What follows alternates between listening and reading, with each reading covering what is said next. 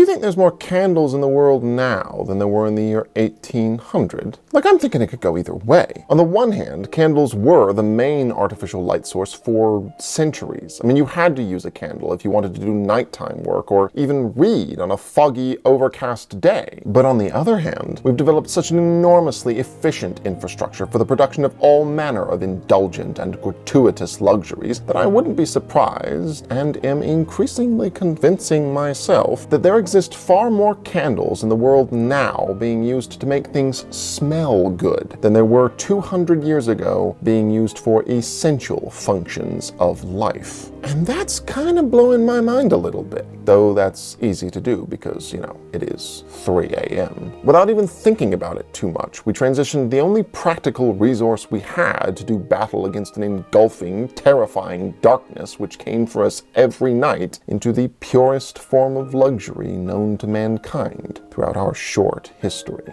the pleasant smell. Retiring sight for scent.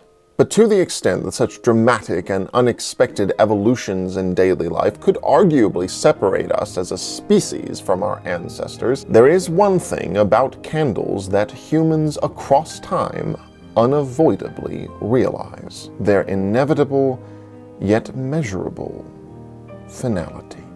A candle dies. It has a lifespan which it cannot exceed. While it burns, it lives. But when the wax has wafted and the wick has withered, no amount of life-giving fire may bring it back. We don't make many products like that nowadays. I mean, sure, food is perishable, but there's not really much we can do about that. In fact, the few ways we do have of prolonging food is often termed as preserving its life. And while that could be because that chicken in your freezer was alive at one point, I think it's probably for a different, more subconscious reason. And just look at the way we respond to cheaply made items breaking before their time. Vitriolic anger. Lividity. That's a double entendre joke for my scientifically inclined audience. My point is, we can't stand death, nor any reminder of it, subconscious or otherwise. In fact, we've gone so far as to inflate that fear into the despisal of all things not lasting forever, whatever they may be. If your favorite book doesn't get a sequel, you're disappointed. If you're getting to the bottom of a bag of crisps, your enjoyment diminishes. A vehicle on quarter to empty might as well be dead in the water. Any indication that the end is nigh triggers the thought, we are going to die. And despite what you may think about the cockeyed, derisible brain that just fronted that statement, I don't really have a problem with my own death. What mysteries abound, what existential jungles await. To experience even nothing would be an awfully great adventure. The blockade runner at the end of consciousness, the arrow through the veil. I understand why people fear death. The unknown is always frightening, the abhorrent lack of choice, the end screen to an experience equally beautiful and horrific.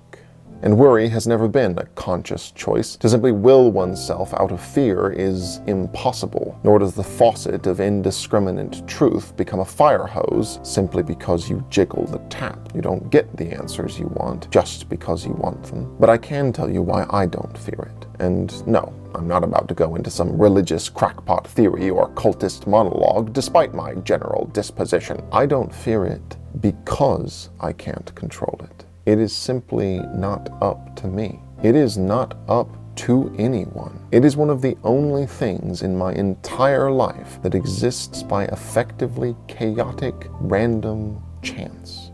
Of course, I'm gonna step out of the way of a bus if I see it coming, and despite my Yankee Doodle-Doo spirit, I'm not gonna eat 60 donuts in a single sitting, but short of clear, defined instances like that, it is simply too complicated, convoluted, uncertain, and time-consuming for me to spend my life managing my death. And once I realized that this chaotic world was far too complex for me to ever even partially grasp, it became exceedingly simple. Life is what we have together. Death is what we will have together. And despite the bubbling, boiling intensity my brain has for overanalyzing everything, after coming up with that statement, I have rarely felt any further impulsivity to reopen the topic. I simply do not know what will happen, but whatever happens will happen to all of us, separated by but a microsecond in the great totality of time.